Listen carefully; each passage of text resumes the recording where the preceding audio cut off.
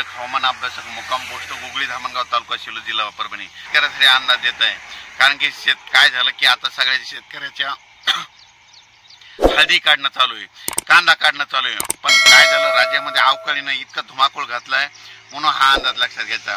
म्हणजे आणखीन शेतकऱ्याला सांगतो की 25 आणि 26 आणखीन 3 दिवस आपल्या परभणी जिल्ह्यामध्ये, जालना जिल्ह्यामध्ये, हिंगोली जिल्ह्यामध्ये आणि महाराष्ट्रामध्ये तुरळक ठिकाणी अवकाळी पाऊस आहे म्हणून हा अंदाज लक्षात घ्यायचा।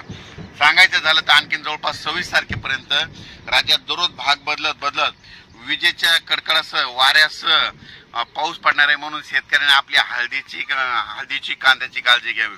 आणि सर्व शेतकऱ्याला सांगू इच्छितो की राज्यामध्ये फक्त आता 26 तारखेपर्यंतच राज्यात आता अवकाळीचं सावट आहे, पण परभणी जिल्हा आणि जालना जिल्ह्यामध्ये मात्र 28 तारखेपर्यंत अवकाळी पाऊस राहणार आहे, भाग बदलत राहणार आहे म्हणून हा अंदाज लक्षात घ्यायचा। आणि शेतकऱ्याला सांगतो की त्याच्यानंतर 28 तारखेपासून इतकी उन्हाची तीव्रता वाढत जाणार की राज्यात उन्हाचा पारा जवळपास